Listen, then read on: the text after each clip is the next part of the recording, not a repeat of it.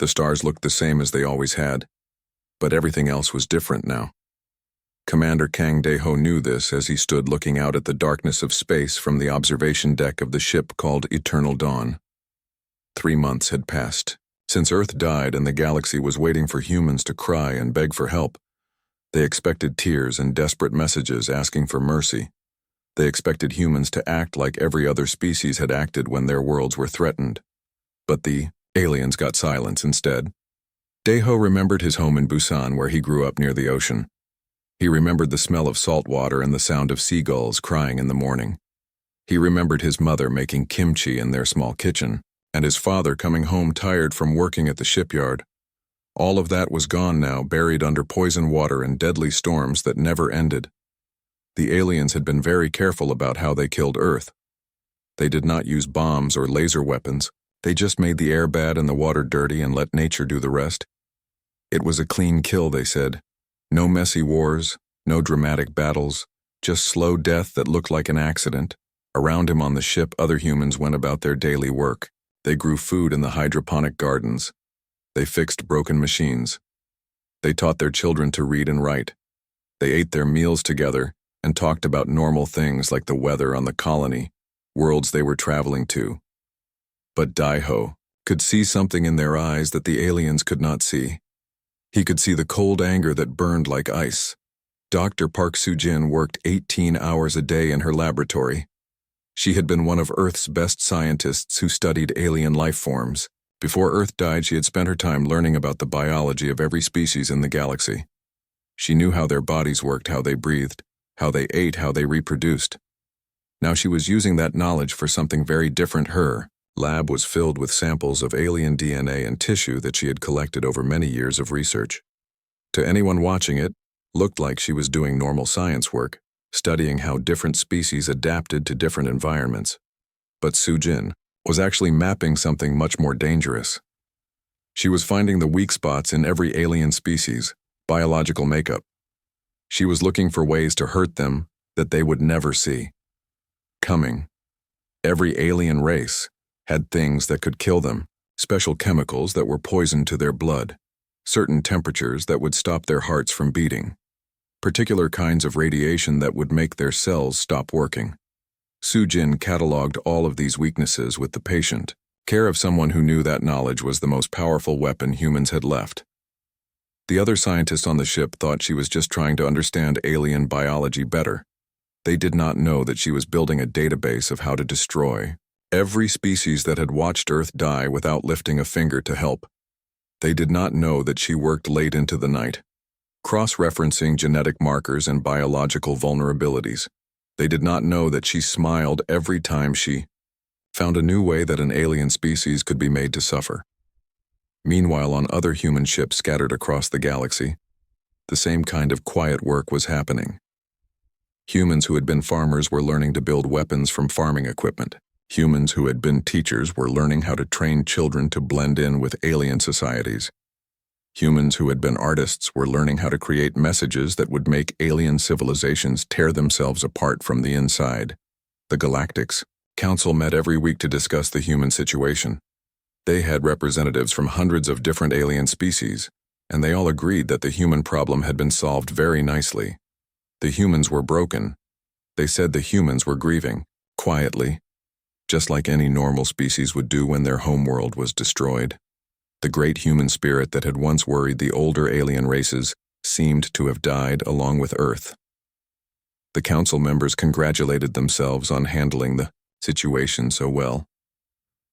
They had been worried that humans might try to fight back or cause trouble in the galaxy, but instead the humans had just accepted their fate and scattered to distant colonies where they could live out their remaining years in peace. It was exactly what the council had hoped would happen when they decided that Earth was using too many resources and needed to be eliminated. But the council did not understand humans as well as they thought they did on the human colony ship. New Horizon. Captain Lee Sung-min held secret meetings with the other ship captains using encrypted communications that the aliens could not decode. They talked about supplies and shipping routes and maintenance schedules to anyone listening, but they were actually coordinating something much bigger. They were planning the greatest revenge in galactic history. Every human ship had received the same message broadcast on frequencies that only humans knew how to use. It was just 5 words, but those words meant everything to the people who heard them. Remember Earth. Remember everything. Those words were not just a reminder of what had been lost. They were a promise of what was coming. The aliens had made one very big mistake when they decided to destroy Earth. They had studied human history and they knew that humans were good at fighting wars. They knew that humans could be dangerous when cornered, but they thought they understood how humans would react to losing their homeworld. They thought humans would be like any other species, sad and broken and harmless. They did not understand that humans were the only species in the galaxy that had nearly destroyed their own planet. Multiple times in their history, humans had poisoned their own air and water, before humans had created weapons that could kill every living thing on Earth. Humans had faced extinction from their own actions, and had learned how to survive it. The aliens thought they were teaching humans a lesson about using too many resources. But what they actually did was give humans a masterclass in planetary destruction. They showed humans exactly how to kill a world slowly and carefully, without anyone being able to prove it was murder. They gave humans the perfect blueprint for revenge. Dr. Kim Tae-young was a psychologist who studied how humans adapted to stress and trauma. His official job was to help the human colonists deal with the grief of losing Earth. He held group therapy sessions and wrote reports about human resilience and the importance of moving forward. But his real work was much more important. He was identifying the humans who would be most useful for what was coming next. He looked for people who had lost everything but still had the ability to plan for the future. He found engineers who could think like weapons designers, teachers who could train the next generation of human operatives, artists who could create propaganda that would break alien minds. Each person he identified was quietly added to a growing network of humans who understood that their grief was just the first step in a much longer process. They knew that crying and mourning were normal human reactions to loss, but they also knew that humans had never been a normal species. The galaxy was about to learn what happened when you cornered the most dangerous predators in known space. The aliens had expected Earth to die quietly. They had expected humans to grieve quietly. They had expected the human problem to solve itself through simple despair. But humans had never done anything quietly in their entire history, and they were not about to start now. The silence from the human colonies was not the sound of defeat. It was the sound of a species that had stopped talking and started working. The galaxy had 3 months of peace while humans grieved for their lost world. But the grieving time was almost over, and when it ended, the real lesson would begin. Lee Hyun-woo had always been good with numbers, but now he was using those numbers for something the aliens would never expect. 6 months had passed since Earth died, and Hyun-woo was working as a trade coordinator for the human colonies. To anyone watching, he looked like a simple businessman trying to help his people survive by organizing supply runs and trade agreements. But Hyun-woo was actually playing the most dangerous game of chess in galactic history.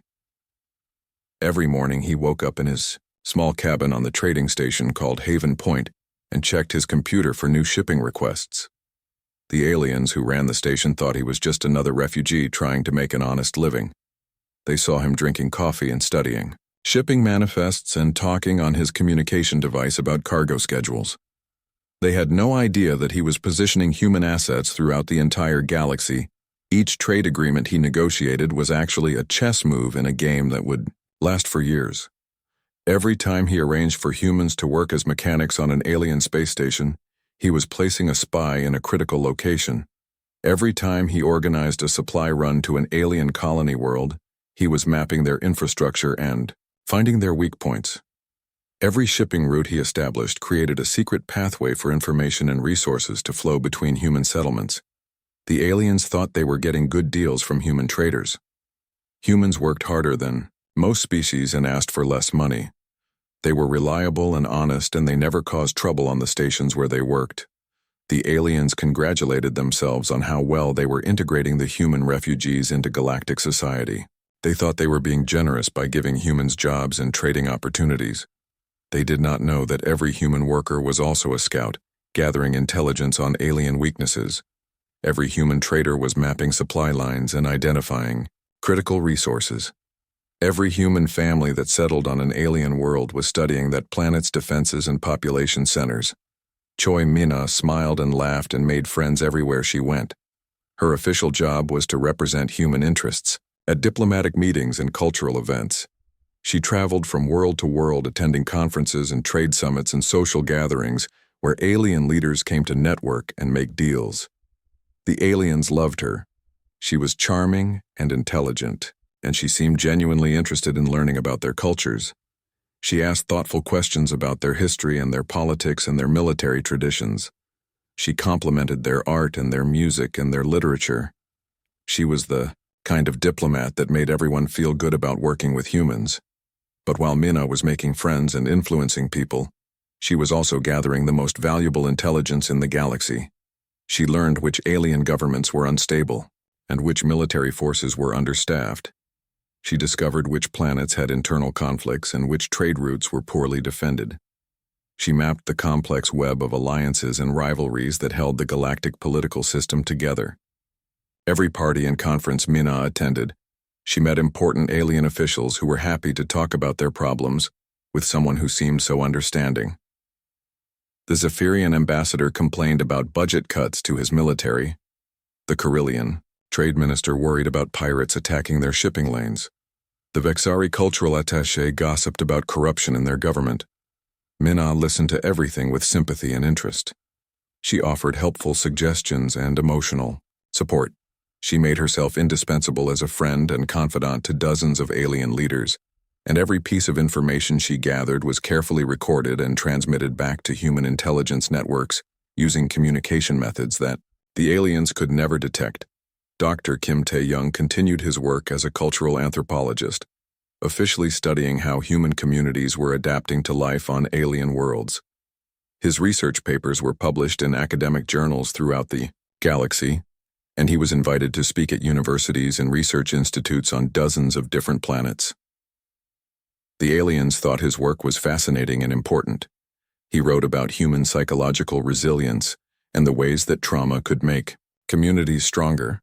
He studied how human families maintained their cultural traditions while integrating into alien societies. He documented the remarkable ability of humans to adapt to almost any environment. But Kim Tae-young was actually doing something much more dangerous than academic research. He was identifying and recruiting the most psychologically suited humans for the next phase of their species' revenge. He looked for people who had lost everything on Earth, but retained their capacity for long-term planning and absolute commitment to a cause. His interviews seemed like standard psychological assessments designed to help human refugees cope with their trauma. But Tae-young was actually building profiles of humanity's most dangerous assets. He found engineers who could design weapons from household items, teachers who could train children to infiltrate alien societies without being detected, artists who could create propaganda that would tear apart alien civilizations from within. Each person he identified was quietly added to a growing network of operatives who understood that their grief was merely preparation for something much larger. They received special training disguised as therapy sessions. They learned skills that seemed like hobbies but were actually tools for espionage and sabotage. They formed bonds with other humans that looked like support groups but were actually terrorist cells. The human colony ship called New Soul had become a familiar sight at trading posts throughout the galaxy. Captain Yoon Ji-hai and her crew were known for their efficiency and fair dealing. They delivered supplies on time and their prices were always reasonable. Station masters competed to have the New Soul dock at their facilities because human traders brought stability and profit. But the cargo holds of the New Soul carried more than just manufactured goods and agricultural products. Hidden beneath legitimate shipments were carefully designed devices that would soon change the course of galactic history. Each device was disguised as routine equipment replacement parts, or scientific instruments or medical supplies. Ji-hai crew worked with military precision, though they appeared to be simple merchants. Each team member knew exactly which containers to leave at which stations, and how to ensure the devices would be installed without triggering security protocols. They had spent months studying alien maintenance procedures and learning to speak the technical languages used by different species. The devices they were distributing looked harmless enough: atmospheric monitoring equipment, water purification systems, air recycling units, backup power generators, the kind of basic infrastructure that every space station and planetary colony needed to function safely. The aliens were actually helping to install the equipment that would soon be used against them. They thanked the human traders for providing such high-quality replacement parts at such reasonable prices. They praised human engineering and reliability. They recommended human suppliers to other stations and colonies. What none of them realized was that every device contained hidden components that could be activated remotely. The atmospheric monitors could release engineered bacteria into air circulation systems. The water purifiers could introduce targeted toxins into drinking supplies. The air recyclers could gradually alter atmospheric composition. The backup generators could overload and destroy critical systems. Captain Park Dong-min commanded a small fleet of human cargo ships that traveled the most remote trade routes in the galaxy. His ships carried supplies to mining colonies and research stations in distant star systems where few other traders were willing to go. The aliens appreciated his willingness to service these isolated outposts, but Dong-min was actually mapping every hidden base and secret facility in the galaxy. His ships carried advanced scanning equipment disguised as navigation systems.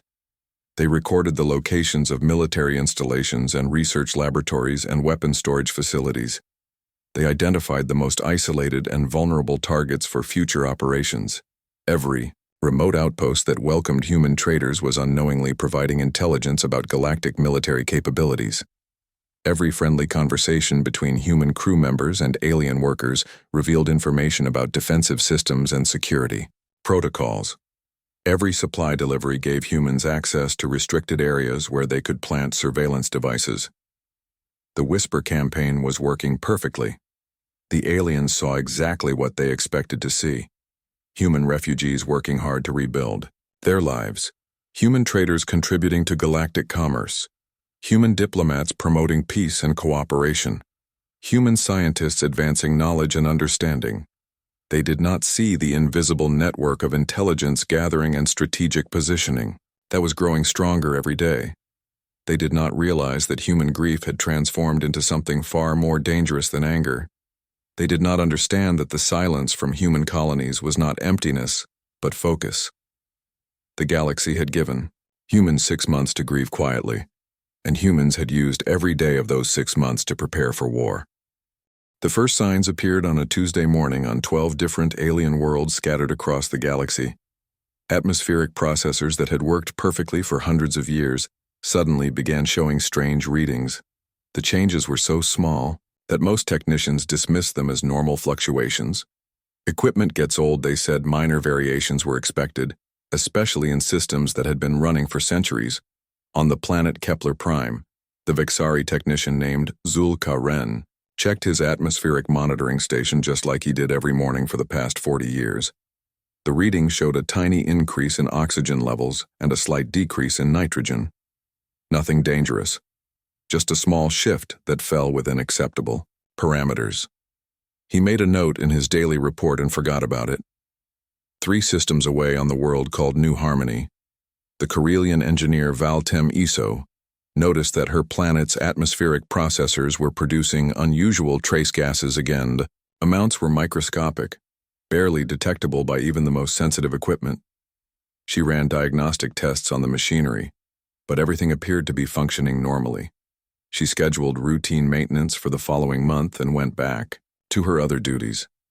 Similar reports were filed on 10 other worlds that day.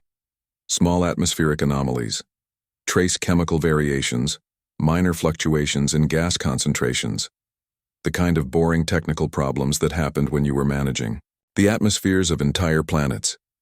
Nobody connected these tiny changes happening across such vast distances. Nobody thought to look for patterns. Captain Yoonji Hai guided her supply ship, New Seoul, through the crowded space lanes around the trading hub called Nexus Station. Her crew had become a familiar sight at stations throughout this sector. Known for their efficiency and fair prices, they were welcome wherever they went. The station masters always smiled when they saw the New Seoul approaching, because human traders meant good business. But the cargo holds of the New Seoul carried more than legitimate trade goods. Hidden beneath shipments of farming equipment and medical supplies were devices that looked exactly like standard atmospheric maintenance components. Each device had been carefully designed to integrate seamlessly with existing alien technology. The humans had spent months studying how different alien species built their atmospheric systems. They learned the technical specifications, the installation procedures, the safety protocols. They created devices that would pass every inspection and work perfectly alongside existing equipment. HFY crew worked with the precision of a surgical team, though they appeared to be simple cargo handlers. Each member knew exactly which containers to deliver to which stations. They knew how to ensure the devices would be installed in the right locations. They knew how to make the process look like routine equipment replacement. The aliens were actually helping to install the weapons that would soon be used against them. Station engineers thanked the human crew for providing such high-quality replacement parts at reasonable prices. They praised human manufacturing standards and recommended human suppliers to other facilities. What none of them knew was that every device contained hidden components that could be activated by remote signal. The atmospheric processors they were installing could release specially engineered bacteria into air circulation systems. The monitoring equipment could gradually alter the chemical composition of planetary atmospheres. The backup systems could take control of entire atmospheric management networks. Dr. Xin Wujin had spent the past year traveling from world to world, giving lectures about terraforming technology. His official research focused on making harsh planets more suitable for human colonization. His papers on atmospheric engineering were published in the most prestigious scientific journals in the galaxy. University professors and government scientists invited him to speak at conferences on dozens of different worlds. They were fascinated by his innovative approaches to planetary atmosphere management. He explained how tiny changes in atmospheric composition could transform entire worlds over time. His presentations were always packed with eager students and experienced researchers. But Wu Jin' real expertise was in something much darker than terraforming. He was an expert in reverse terraforming, finding ways to make alien atmospheres gradually become hostile to their native inhabitants while remaining perfectly breathable for humans. His devices were masterpieces of biological warfare designed to release engineered organisms that would alter atmospheric chemistry in highly specific ways. The changes would be slow enough to avoid immediate detection, but comprehensive enough to eventually make alien worlds uninhabitable for their original species. The bacteria he had created were tailored to the biology of each alien species. They would produce chemicals that were harmless to humans, but gradually toxic to alien respiratory systems. They would consume atmospheric components that aliens needed, while producing gases that aliens could not process. The first civilians to notice the changes thought they were seeing natural phenomena. On the planet Vega 7, the local news reported unusual cloud formations and strange colors in the sunset. Sky meteorologists suggested it might be caused by solar activity or cosmic dust. Nothing to worry about, they said, just an interesting natural display on Altair colony. Children pointed at the sky and asked their parents why the air looked different. Today, the adults laughed and said it was probably just pollution from the new industrial complex. Everything was fine. They said the atmospheric readings were all within normal ranges, but alien doctors began to notice troubling trends. Medical facilities across multiple worlds reported increasing numbers of patients with respiratory problems. The symptoms were mild at first, just shortness of breath and minor fatigue that could be explained by seasonal allergies or stress from daily life. Dr. Han-Guk Mo worked as a medical consultant traveling between human colonies to provide healthcare services.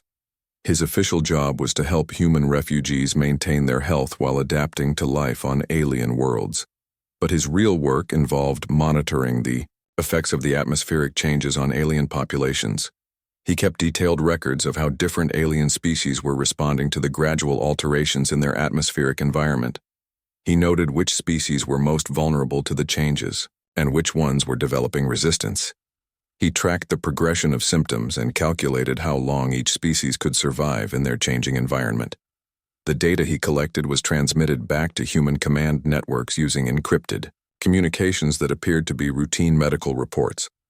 The information was used to fine-tune the atmospheric modification devices and adjust the timeline for the next phases of the operation.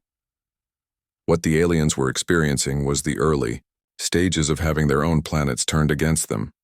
The air they had breathed for millions of years was slowly becoming unsuitable for their biology, while humans found these modified atmospheres more comfortable than their own colony worlds. The atmospheric changes were designed to be gradual enough that adaptation might seem possible. At first, many alien species began using breathing apparatus or taking medical supplements to help them cope with the changing air. The adjustments seemed manageable, just a minor inconvenience that could be handled with existing technology. But the trend was irreversible. Within months, alien worlds would require extensive life support systems to remain habitable for their native populations. While humans would find these planets more comfortable than Earth had ever been, the sky was changing and nobody understood what it meant. The beautiful new colors and cloud formations were actually the visible signs of a transformation that would reshape the balance of power in the galaxy. The air itself was becoming a weapon, and the aliens were breathing their own defeat with every breath they took. The humans had learned well from watching their own planet die. Now they were teaching the galaxy what it felt like to slowly lose the ability to breathe free air on your own world. The emergency session of the Galactic Council was called when atmospheric problems were detected on over 400 alien worlds. At the same time, representatives from dozens of species gathered in the Great Chamber of Council Station, their various forms showing panic and confusion in ways that transcended language barriers. The readings were impossible to ignore anymore. Entire planetary atmospheres were being changed by forces that nobody could identify. The chamber filled with the sounds of alien languages as delegates tried to understand what was happening to their worlds.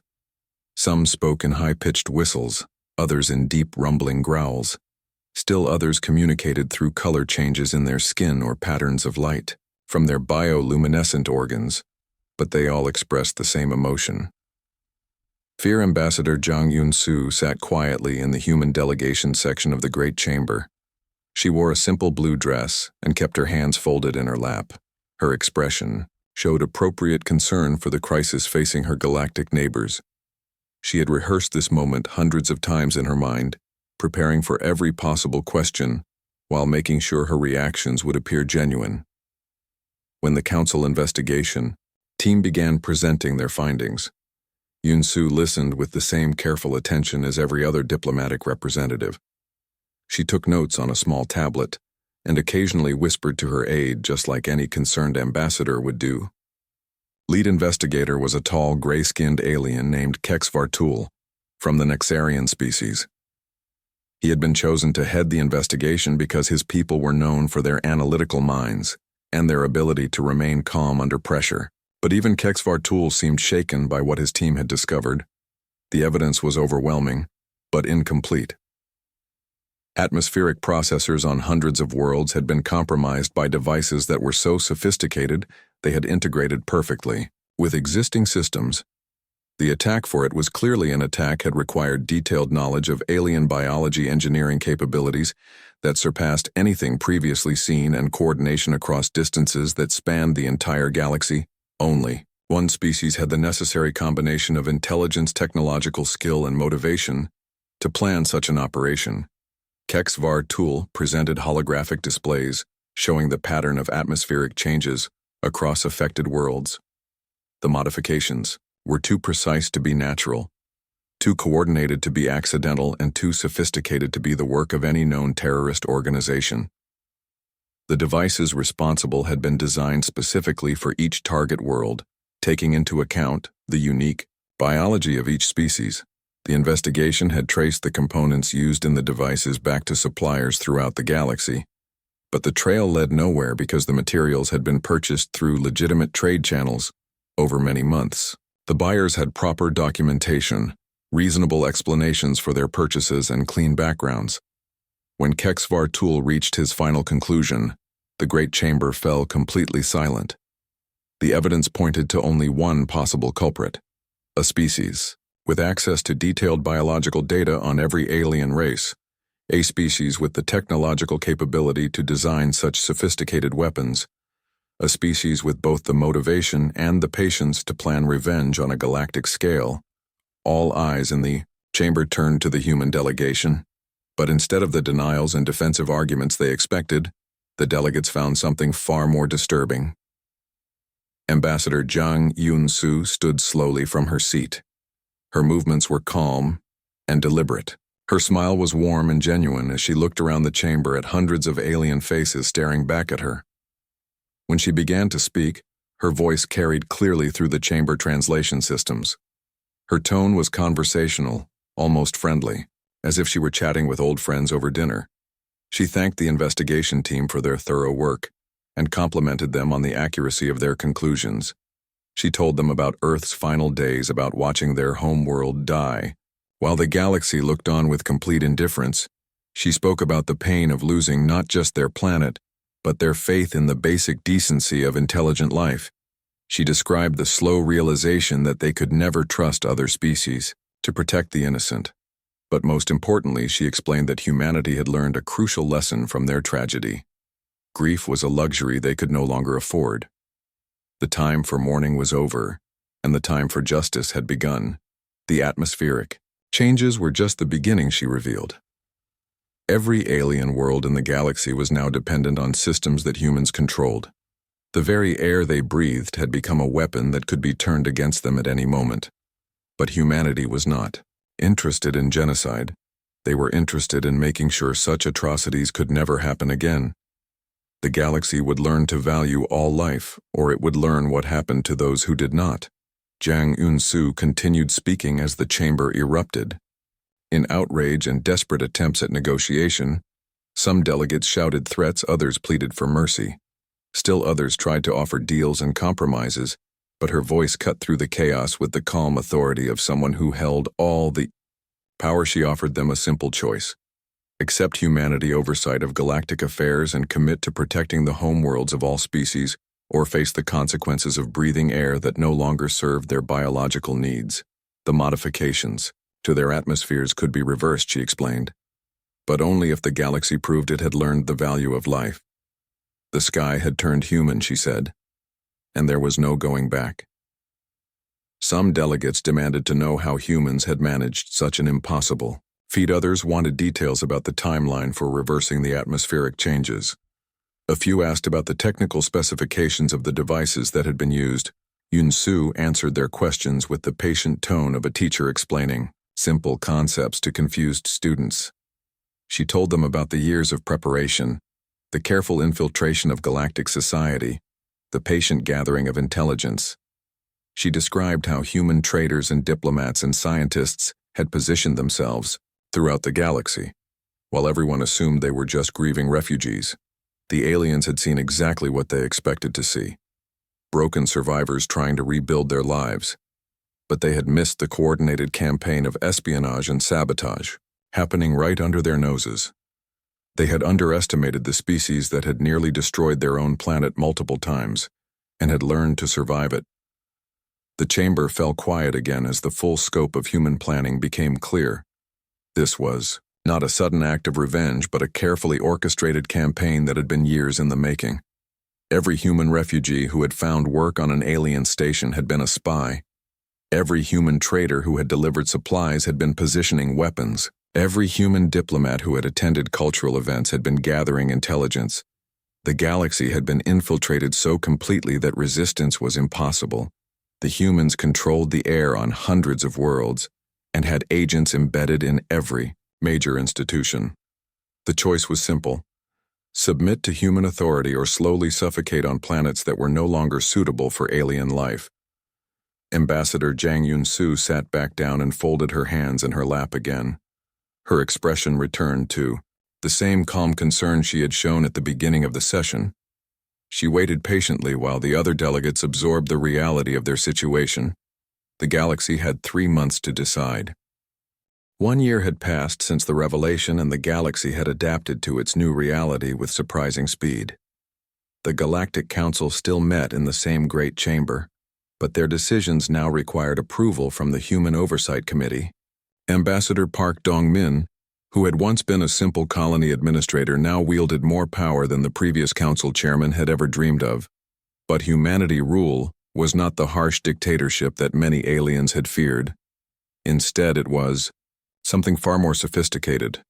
A system designed to prevent atrocities through the simple threat of atmospheric control, mixed with genuine improvements to galactic civilization that made resistance seem pointless. The changes to alien worlds had stabilized at levels that allowed native populations to survive with minimal technological assistance.